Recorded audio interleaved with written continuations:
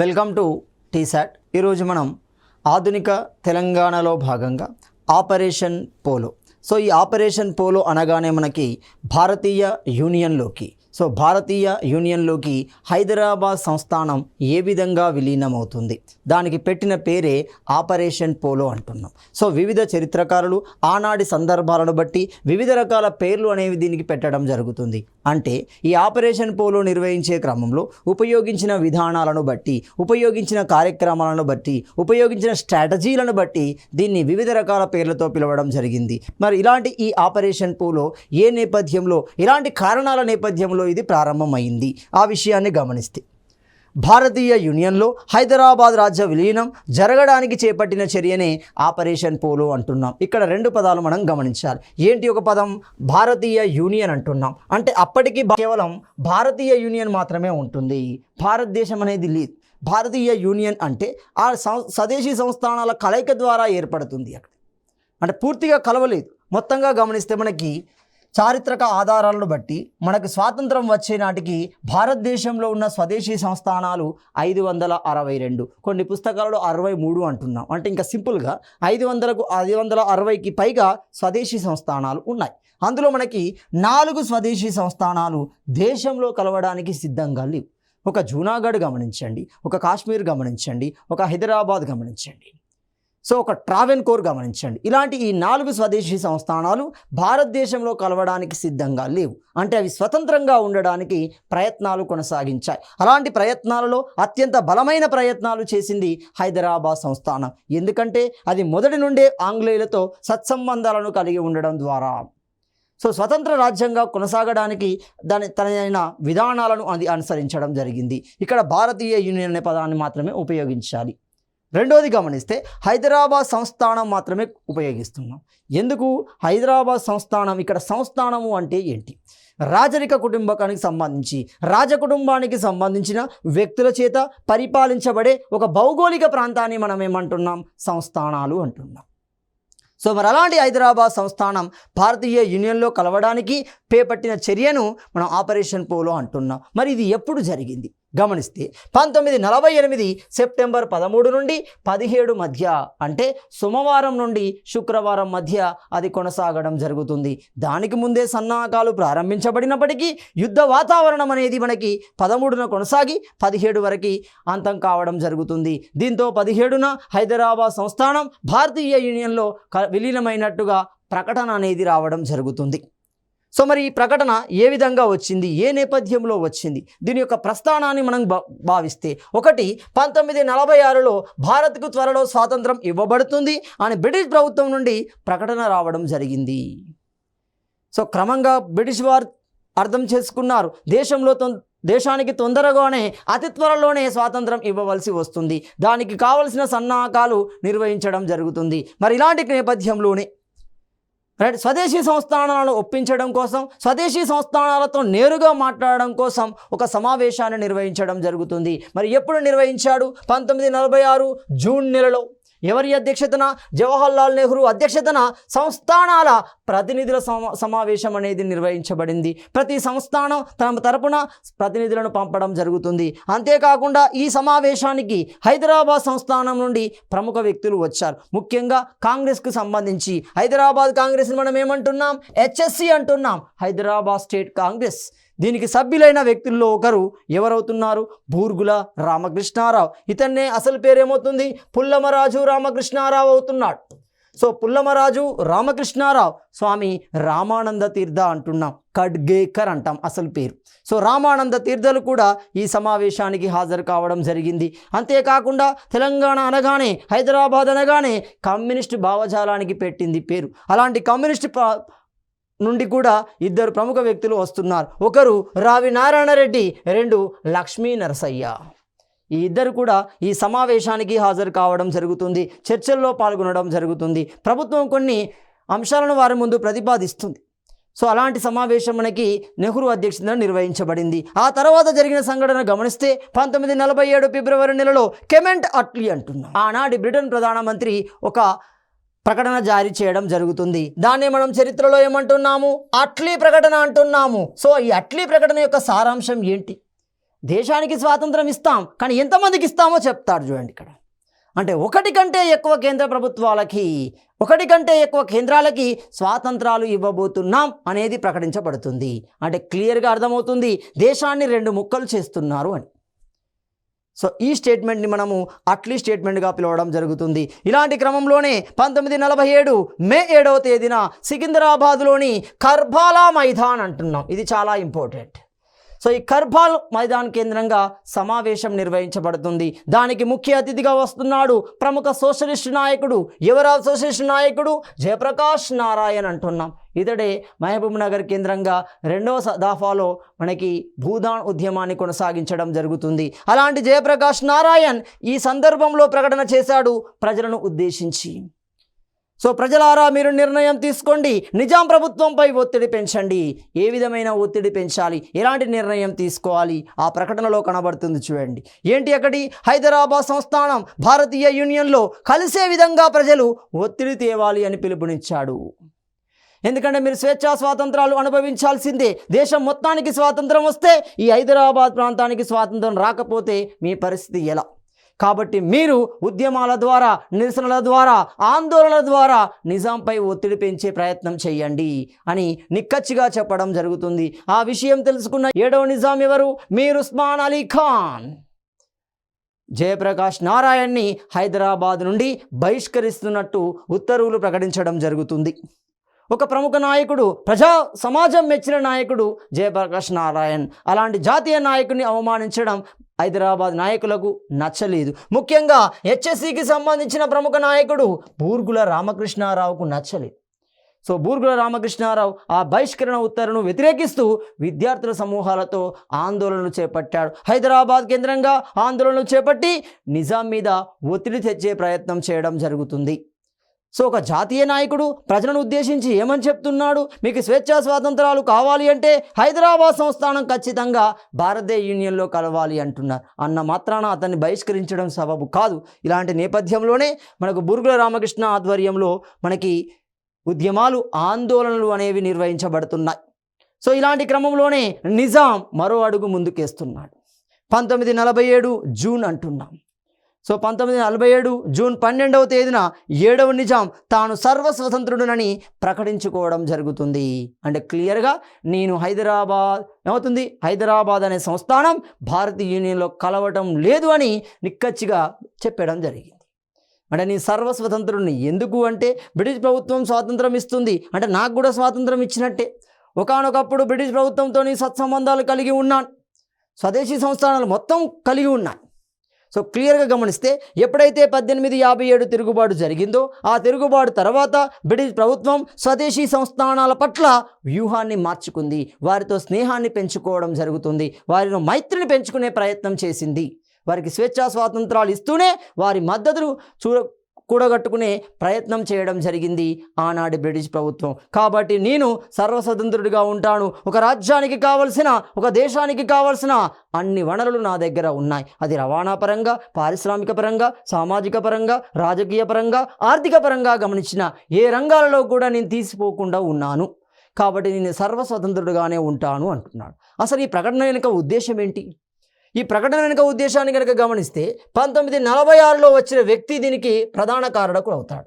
మరి 1946లో ఏం జరిగింది అంటే 1946వ సంవత్సరంలో మనకి MIM అంటుంది. సో ఈ మజ్లిస్ ఇత్తేహాదుల్ ముస్లిమన్ సంస్థకి నాయకుడిగా, అధ్యక్షుడిగా కాసిం రజ్వీ నియమించబడ్డాడు. చాలా చాలా ఇంపార్టెంట్. కాసిం రజ్వీ అంటున్నాం. మరి ఎవరి కాసిం రజ్వీ అంటే లాతూర్ ప్రాంతానికి సంబంధించిన వ్యక్తి. లాతూర్ ప్రాంతానికి సంబంధించిన ప్రముఖ వకాలత్ అంటున్నాం. సో వకాలత్ అంటే బారిస్టర్ లేదా న్యాయవాదిగా చెప్పవచ్చు. సో ఇలాంటి వకాలత్ అయిన కాసిం రజ్వీ 1946లో MIM అధ్యక్షుడిగా ఉన్నాడు. మత విధానాలను ప్రోత్సహిస్తున్నాడు. నిజాంను తన కంట్రోల్లోకి తీసుకోవడం జరుగుతుంది. నిజాం, నీ వెంట నేను ఉన్నాను, నేను చెప్పినట్టుగా వింటే నీకేమవుతుంది? పలనాడు అవుతుంది. భారతీయ చరిత్రలో ఒకానొక సందర్భంలో ఢిల్లీ రాజ్యం, ఒకానొక సందర్భంలో మొఘల్ సామ్రాజ్యం ఏర్పడింది, పూర్తి భారతదేశాన్ని పరిపాలించింది. అలాంటి స్థాయిలోకి నిన్ను తీసుకెళ్తాను. క్రమంగా అతని ప్రభావానికి లోనైన 7వ నిజాం తాను సర్వస్వతంత్రుడునని జూన్ 12వ తేదీన ప్రకటించడం జరుగుతుంది. ఈ ప్రకటన రెండోసారి కూడా ప్రకటిస్తాడు ఆగస్టు నెలలో. సో మరి ఇలాంటి క్రమంలోనే జరిగింది. ఈ సందర్భంలోనే జాతీయ స్థాయిలో జరుగుతున్న సంఘటన ఏంటి? 1947 జూన్ 3న జరిగిన సంఘటన. దాన్ని మనము మౌంట్ బాటన్ పథకము అంటున్నాం. ఇది చాలా చాలా ఇంపార్టెంట్. సో ఈ మౌంట్ బాటన్ ఎవరు? భారతదేశానికి భారతదేశానికి చివరి బ్రిటిష్ గవర్నర్ జనరల్గా ఉంటున్నాడు. స్వతంత్ర భారతదేశానికి మొట్టమొదటి బ్రిటిష్ గవర్నర్ జనరల్గా ఉంటున్నాడు. ఈ 2 పొజిషన్లో ఇతడే ఉంటాడు చూడండి, మౌంట్ బాటన్. సో ఈ మౌంట్ బాటన్ యొక్క సెక్రటరీ మనకు కావాల్సిన వ్యక్తి విపి మీనన్ అంటున్నాం. సో ఈ విపి మీనన్ చాలా చాలా ఇంపార్టెంట్. ఈ విపి మీనన్ ఈ మౌంట్ బాటన్ పథకం రచించడంలో అసలు పూర్తిగా రూపొందించిందే విపి మీనన్. సో అలాంటి విపి మీనన్ సర్దార్ వల్లభాయ్ పటేల్కి కార్యదర్శిగా, సెక్రటరీగా కూడా పనిచేస్తాడు. అంటే ఉప ప్రధాని హోదాలో, హోమ్ మినిస్టర్ హోదాలో ఉన్న సర్దార్ వల్లభాయ్ పటేల్కి ఎవరు? విపి మీనన్ కార్యదర్శిగా లేదా సెక్రటరీగా ఉంటున్నాడు. అంతేకాకుండా ఆపరేషన్ పోలో సందర్భంలో పూర్తి నిర్ణయాలు తీసుకున్న వ్యక్తుల్లో మొదటి వ్యక్తి విపి మీననే. అంటే విపి మీనన్ సలహా మేరకే సర్దార్ వల్లభాయ్ పటేల్ చాకచక్యంగా హైదరాబాద్ సంస్థానాన్ని భారతీయ యూనియన్లో కలపగలిగాడు. సో దానికి కూడా పథకాన్ని రూపొందించింది, వెనుక నుండి రూపొందించింది కూడా విపి మీనన్ అవుతాడు. సో విపి మీనన్ కార్యదర్శిగా ఉన్న మౌంట్ బాటన్ పథకాన్ని 1947 జూన్ 3న ప్రకటించడం జరుగుతుంది. సో మరి ఇలాంటి క్రమంలోనే హైదరాబాద్ సంస్థానం నిజాం ఒక కంప్లైంట్ని యుఎన్ఓలోకి తీసుకెళ్లే ప్రయత్నం చేశాడు. ఒక కంప్లైంట్ని మౌంట్ బాటన్ దగ్గరికి తీసుకెళ్లే ప్రయత్నం చేశాడు. ఎందుకంటే మౌంట్ బాటన్ రూపంలోనే దేశానికి స్వాతంత్రం వస్తుంది, ఇతనితో చర్చలు జరిపితే నా స్వతంత్రత ఉండే అవకాశం ఉంటుంది. కాబట్టి మౌంట్ బాటన్తో చర్చలు జరపడానికి ఒక కమిటీని ఏర్పాటు చేస్తున్నాడు. మరి ఆ కమిటీలో ఉన్న సభ్యులు గమనిస్తే ఒకరు మోహిని, నవాజ్ జంగ్, అబ్దుల్ రహీం, చిత్తారి నవాబ్, అలీ అహ్మద్. ఇలాంటి 4గురితో కూడిన ఒక కమిటీ ఎవరి దగ్గరికి?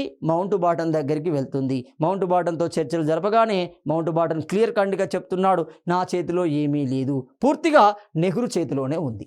కాబట్టి నెహ్రూతో మాట్లాడడానికి కావాల్సిన సదుపాయాలను నేను కల్పిస్తాను, నా సమక్షంలోనే మీ ఇద్దరి మధ్య మంతనాలు చేసుకోండి, మీ మధ్య ఒక సహ్యతని ఏర్పాటు చేసుకోండి అంటున్నాడు. సో మొత్తంగా నెహ్రూ అంటే మౌంట్ బాటన్ సమక్షంలో ఇటు నెహ్రూ, అదేవిధంగా ఇటు 7వ నిజాం అన్నట్టు అర్థం. వాళ్ళిద్దరు నేరుగా పాల్గొనప్పటికీ అటు భారతీయ ప్రభుత్వం నుండి వచ్చిన కమిటీనే, ఇక్కడి ఎవరు నిజాం నుండి వచ్చిన కమిటీనే అవుతుంది. కానీ ఈ ఇద్దరి మధ్య చర్చలు అనేవి ప్రారంభమవుతాయి. ఆ చర్చల ఫలితమే మనకి స్టాండ్ స్టిల్ అగ్రిమెంట్ అంటున్నాం. ఆ పేరులోనే కనబడుతుంది చూడండి, యథాస్థితి ఒడంబడిక అంటాం. అంటే ఏంటి? యథాస్థితి ఒడంబడిక అంటున్నాం. బాగా గమనించండి. 1947 స్వాతంత్రానికి పూర్వం స్వదేశీ సంస్థానాలకి మరియు బ్రిటిష్కి మధ్య ఏ విధమైన సంబంధం అయితే ఉందో, ఏ విధమైన వ్యవహారాలు అయితే కొనసాగుతున్నాయో అలాంటి సంబంధమే స్వాతంత్రం అనంతరం కొనసాగుతుంది. ఎవరెవరికి మధ్య? హైదరాబాద్కి భారత ప్రభుత్వానికి మధ్య. దాన్ని మనము యథాస్థితి ఒడంబడిక అంటున్నాం లేదా స్టాండ్ స్టిల్ అగ్రిమెంట్ అంటున్నాం. మరి ఎప్పుడు కుదిరింది? గమనిస్తే 1947 నవంబర్ 29న ఇది కుదరడం జరుగుతుంది. మరి ఈ ఒడంబడికలో ఏమున్నాయి? ఈ ఒడంబడికలో ఉన్న అంశాలను కనుక గమనిస్తే 1947 ఆగస్టు 7వ తేదీన మనకి హైదరాబాద్ సంస్థానం ఇండియాలో కలపాలని హైదరాబాద్ స్టేట్ కాంగ్రెస్ నాయకులు ఎవరు? స్వామి రామానంద తీర్థ, బూర్గుల రామకృష్ణ వంటి నాయకులు జాయిన్ ఇండియా ఉద్యమాన్ని నిర్వహించారు. ఆ పేరులోనే కనబడుతుంది చూడండి. జాయిన్ ఇండియా ఉద్యమము అంటే ఎందులో కలవాలి? ఇండియాలో కలవాలి. నిజాం లేదా హైదరాబాద్ సంస్థానం ఇండియాలో కలవాలి అనేదే మనకు జాయిన్ ఇండియా ఉద్యమము అవుతుంది. సో ఆ జాయిన్ ఇండియా ఉద్యమాన్ని ఆగస్టు 7న ప్రకటించాడు. ఇక్కడ క్లియర్గా గమనించండి. ఆగస్టు 8 అనగానే 1942 ఆగస్టు 8 అనగానే మనకేమొస్తుంది? క్విట్ ఇండియా వస్తుంది. సో అలాంటి క్విట్ ఇండియా ఉద్యమంలో ప్రజానికం ఏ విధమైన కార్యక్రమాలు కొనసాగించారో, ఏ విధమైన విధానాలను అనుసరించారో అలాంటి విధానాలే ఇక్కడ కనబడుతున్నాయి. సో జాయిన్ ఇండియా ఉద్యమం అనేది 2 విధాలుగా కొనసాగడం జరుగుతుంది. సో ఆ జాయిన్ ఇండియా విధానం అనేది 2 విధాలుగా ఉంటాయి. ఒక కోణాన్ని గమనిస్తే బహిర్గతంగా ఉంటుంది, 2 అంతర్గతంగా ఉండడం జరుగుతుంది.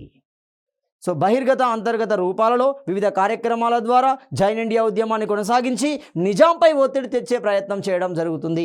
ఇలాంటి క్రమంలోనే 7వ నిజాంపై కూడా దాడి కూడా జరుగుతుంది, బాంబు దాడి కూడా జరుగుతుంది. అంటే అంతర్గత కోణంలో భయపట్టించే ప్రయత్నం చేశారు, బహిర్గత కోణంలో ప్రజానికం నుండి వ్యతిరేకత తెలియజేయడం జరుగుతుంది.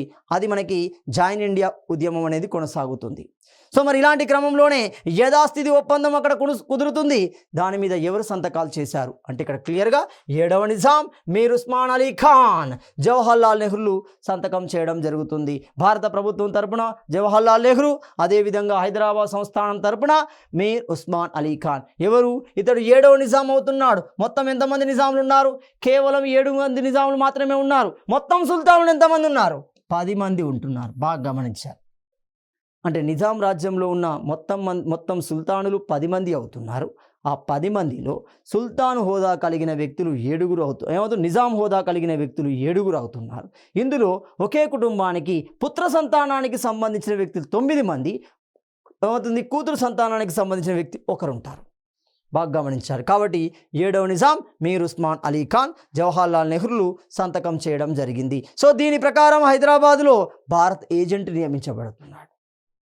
అంటే ఈ ఒడంబడికలోని అంశాలు అమలు చేసే విధంగా భారతదేశం తరపున ఒక వ్యక్తి హైదరాబాద్లో నియమించబడతాడు, హైదరాబాద్కు సంబంధించిన ఒక వ్యక్తి భారతదేశంలో నియమించబడడం జరుగుతుంది. వాళ్ళని మనం ఏజెంట్స్ అంటున్నాం. మరి భారత ప్రభుత్వం నియమించిన ఏజెంట్ ఎవరు? గమనిస్తే అక్కడ కేఎం మున్షి అంటున్నాం. ఇతడు చివరి కాలంలో కనబడతాడు చూడండి. సో కేఎం మున్షి అంటున్నాం. అదేవిధంగా హైదరాబాద్ తరపున నియమించబడిన వ్యక్తి నవాబ్ యార్ జంగ్ అంటున్నాం. నవాబ్ యార్ జంగ్ అనేవాడు నియమించబడడం జరిగింది. మరి ఇలాంటి ఈ యథాస్థితి ఒప్పందంలో ఉన్న అంశాలు ఏంటి? అనేక అంశాలు ఇందులో పొందుపరిచాం. 1 సంవత్సర కాలానికి ఈ ఒప్పందాన్ని ఏర్పాటు చేయడం జరిగింది. ఈ ఒప్పందంలో ఉన్న అంశాలు కనుక గమనిస్తే మొట్టమొదటి అంశం, భారత్ పాకిస్తాన్ల మధ్య యుద్ధం సంభవిస్తే ఖచ్చితంగా సంభవిస్తుంది. ఎందుకు సంభవిస్తుంది? అక్కడ కాశ్మీర్ నేపథ్యంలో సంభవించే అవకాశం ఉంటుంది. అప్పటికే పాకిస్తాన్ కాశ్మీర్ను తనలో కలుపుకోవడం కోసం తన సైన్యాన్ని ముందుకు జరుపుతూనే ఉంది. కాశ్మీర్ రాజుని ప్రోత్సహిస్తూనే ఉంది. కాశ్మీర్ ప్రజానికాన్ని మతపరమైన విభేదాలు సృష్టిస్తూనే ఉంది. కాబట్టి భవిష్యత్తులో ఖచ్చితంగా భారత్ పాకిస్తాన్ల మధ్య యుద్ధం జరుగుతుంది. అప్పుడు నువ్వేం చేయాలి?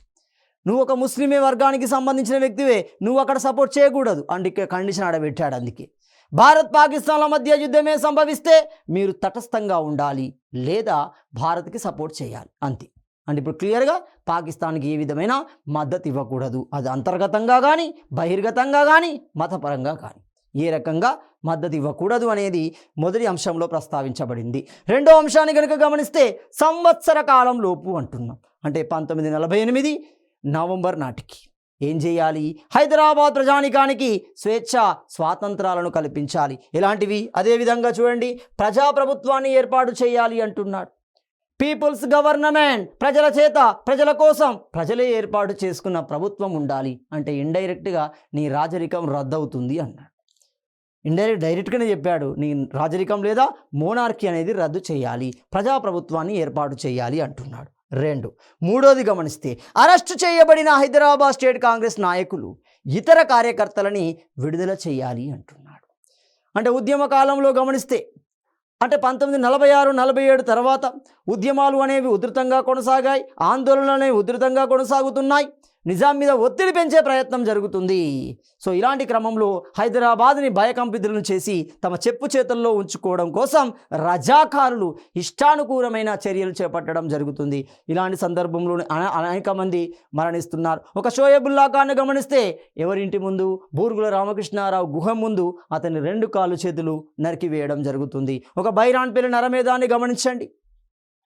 సో మొత్తంగా భయకంపితులను చేస్తూ హైదరాబాద్ ప్రజలను తమ చెప్పు చేతుల్లో ఉంచుకునే ప్రయత్నం చేశారు. అనేక మందిని జైల్లో నిర్బంధించడం జరుగుతుంది. అలాంటి వారిని విడుదల చేయాలి అంటున్నాడు. 3 నాలుగోది గమనిస్తే హైదరాబాద్ ప్రజలకు తక్షణమే వాక్, సభ, స్వేచ్ఛా స్వాతంత్రాలను కల్పించాలి. అంటే మాట్లాడకుండా రిస్ట్రిక్షన్స్ ఇచ్చాడు.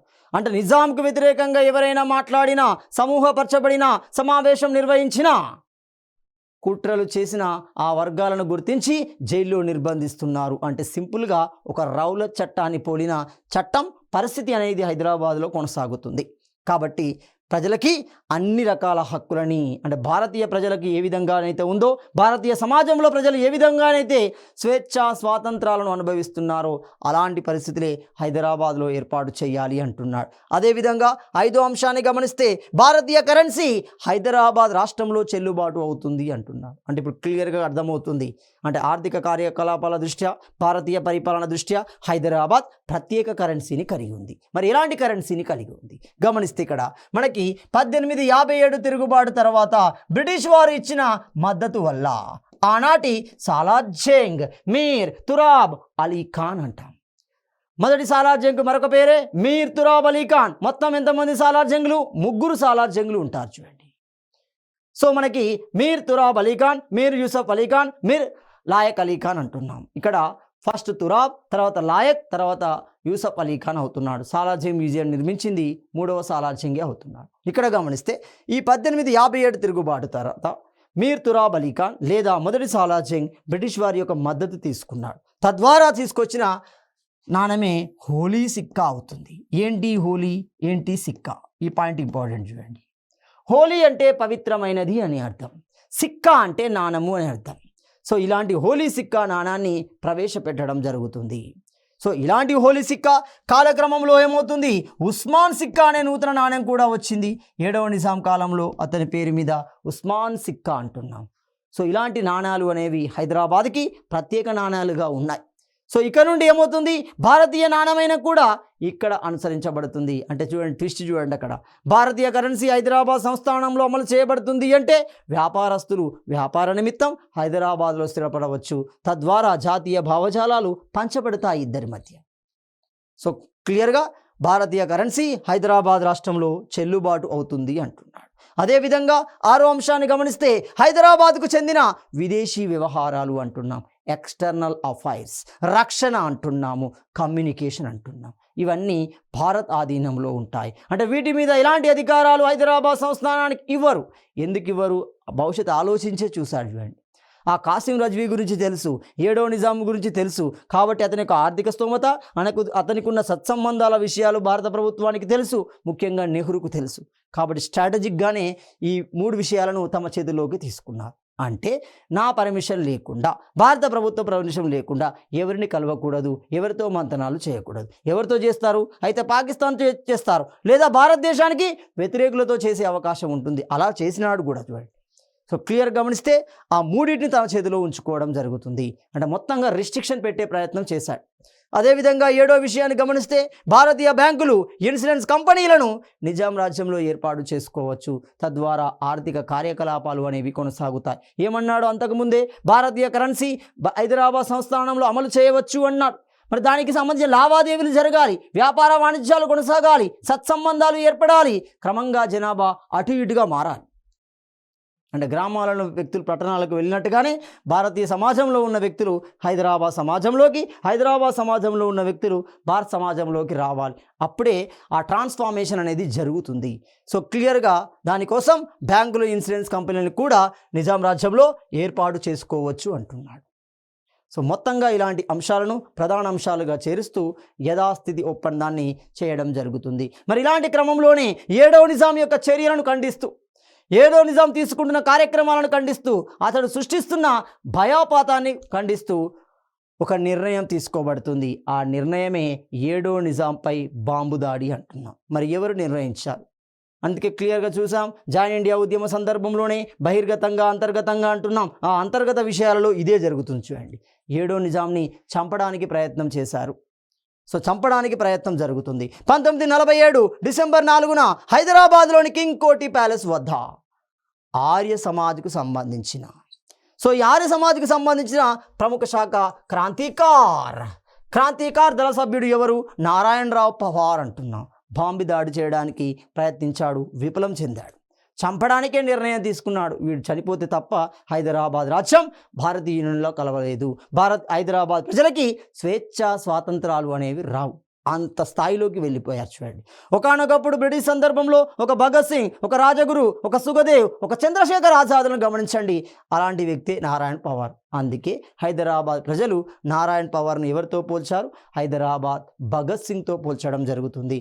అలాంటి ప్రయత్నం డిసెంబర్ 4లో వచ్చింది. మరి ఈ ప్రయత్నంలో నారాయణ్ పవర్కి సహకరించిన వ్యక్తులు ఎవరు? నిందితులుగా గుర్తించబడిన వ్యక్తులు కొండా లక్ష్మణ బాపూజీ కూడా నిందితుడిగా గుర్తించబడతాడు. విషయం గమనించండి, ఇందులో జగదీష్ గండయ్య అతనికి సహకరించడం జరుగుతుంది. సైకిల్ కానీ మందుగుండు సామాగ్రి కానీ తీసుకెళ్ళడానికి కావాల్సిన సహాయ సహకారాలు అందిస్తారు. అలాంటి సహకారాలు అందించడంలో ప్రధాన వ్యక్తిగా ఉన్నాడు కొండా లక్ష్మణ బాపూజీ. ఇతడు ఎన్నో నిందితుడిగా 7వ నిందితుడిగా గుర్తించబడడం జరిగింది. కొండా లక్ష్మణ బాపూజీనే చరిత్రలో బాపూజీ అంటున్న తెలంగాణ కురువృద్ధుడుగా పిలవడం జరుగుతుంది. 1969 ఉద్యమంలో మొదటిసారిగా తన రాజకీయ ప్రస్థానానికి మంత్రి పదవికి రాజీనామా చేసిన మొదటి వ్యక్తిగా కొండా లక్ష్మణ బాపూజీ ఉన్నాడు. ఇలాంటి సమూహం ఫలితంగా 7వ నిజాంపై బాంబు దాడి ప్రయత్నం జరుగుతుంది. త్రుటిలో 7వ నిజాం తప్పించుకుంటున్నాడు. సో అందుకే నారాయణ పవార్ ఏమయ్యాడు? హైదరాబాద్ ప్రజల భగత్ సింగ్గా పిలువబడడం జరుగుతుంది. మరి ఇలాంటి యథాస్థితి ఒప్పందంపై వివిధ రకాల వ్యక్తులు, వివిధ రకాల పత్రికలు కామెంట్స్ కూడా ఇవ్వడం జరిగింది. మరి ఇలాంటి కామెంట్స్ ఇచ్చాయి. గమనిస్తే ప్రీ ప్రెస్ జర్నల్ అంటున్నాం. సో ఈ ప్రీ ప్రెస్ జర్నల్ అనే పత్రిక ఏమంటుంది? ఈ ఒప్పందం సంస్థాన ప్రజలని నిజాం దయాదాక్షణ్యాలపై వదిలివేసింది అంటున్నాడు. అంటే నిజాం దయాదాక్షణ్యాలు, అవును వాడు ఇస్తేనే వస్తుంది చూస్తున్నాయి అంటే ఇక్కడ క్లియర్గా గమనిస్తే స్వేచ్ఛా స్వాతంత్రాలను, వాక్ స్వేచ్ఛలను కల్పించాలి అన్నాడు. నిజాం అనుకుంటేనే ఇవ్వచ్చు, లేకపోతే లేదు. అంటే సింపుల్గా చెప్పింది, నిజాం సంస్థాన ప్రజలని నిజాం ఏమవుతుంది? ఆ నిజాం సంస్థాన ప్రజలని నిజాం దయాదాక్షణ్యాలకు వదిలివేసింది, అతని ఇష్టానుసారానికి వదిలివేసింది. ఏమంటుంది? Pre press journal. అదేవిధంగా మద్రాస్ మాతృభూమి పత్రిక ఏమంటుంది? ఈ ఒప్పందం ఒక మ్యూనిచ్ బిట్రాయల్ అంటుంది, ఒక మ్యూనిచ్ ఒప్పందాన్ని పోలి ఉంది అంటున్నాడు. అదేవిధంగా జయప్రకాష్ నారాయణ ఏమంటున్నాడు? హైదరాబాద్ ప్రజలకి 1 సంవత్సర కాలం, హైదరాబాద్ సంస్థానానికి 1 సంవత్సర పుణ్యకాలం ఉచితంగా లభించింది. ఇంకొక సంవత్సరం ఉండే అవకాశం, రాజరికం కొనసాగించే అవకాశం నిజాంకు దక్కింది అని చెప్పాడు. లేకపోతే ఎప్పుడో గుంజుకోవాల్సిందే. కానీ ఇప్పుడు ఏమవుతుంది? ఇంకో సంవత్సర కాలం అతను రాజుగా కొనసాగడానికి, రాజరికాన్ని కొనసాగించడానికి అవకాశం, పుణ్యకాలం వచ్చింది అని చెప్తున్నాడు. అదే క్రమంలో ప్రీ ప్రెస్ జర్నల్ అంటున్నాం. ప్రీ ప్రెస్ జర్నల్ మరో స్టేట్మెంట్ ఇచ్చింది. ఏమని? ఇత్తెహాద్ తోడేలు ముందు హైదరాబాద్ ప్రజలని అప్పగించినట్లు అవుతుంది. అంటే ఇత్తెహాద్ ముస్లింని ఏమంటున్నాడు?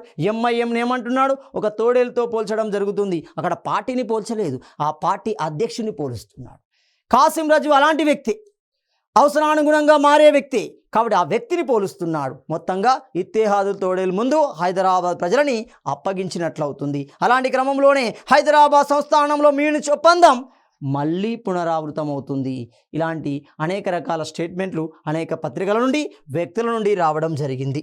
అదేవిధంగా ఎంఐఎం నాయకుడిగా నియమించబడిన కాసిం రజ్వీ అండతో 7వ నిజాం ఒప్పందాన్ని ఉల్లంఘించే ప్రయత్నం చేశాడు. మరి ఏ విధంగా ఒప్పందాన్ని ఉల్లంఘించాడు? ఒప్పందం ఉల్లంఘించాలి అంటే దేశంతో యుద్ధాన్ని కోరుకోవాల్సిందే, యుద్ధానికి తయారు కావాల్సిందే. తయారు కావాలి అంటే ఆయుధ సామాగ్రి కావాలి, మద్దతు కావాలి, ధనం కావాలి. ఈ మూడింటిని సమకూర్చుకునే ప్రయత్నం చేయడం జరుగుతుంది. ఆ ప్రయత్నంలో భాగంగానే ఇంగ్లాండ్, అమెరికాల సహకారం కోసం ప్రయత్నించడం జరిగింది. వారికి మద్దతుగా లేఖలు రాశారు, కానీ వాళ్ళ నుండి ఇలాంటి మద్దతు రాలేదు. నిజాం కెమెంట్ అట్లీని హైదరాబాద్, భారత్ ప్రభుత్వాల మధ్య సమస్య పరిష్కారానికి సహాయం చేయాలని కోరాడు.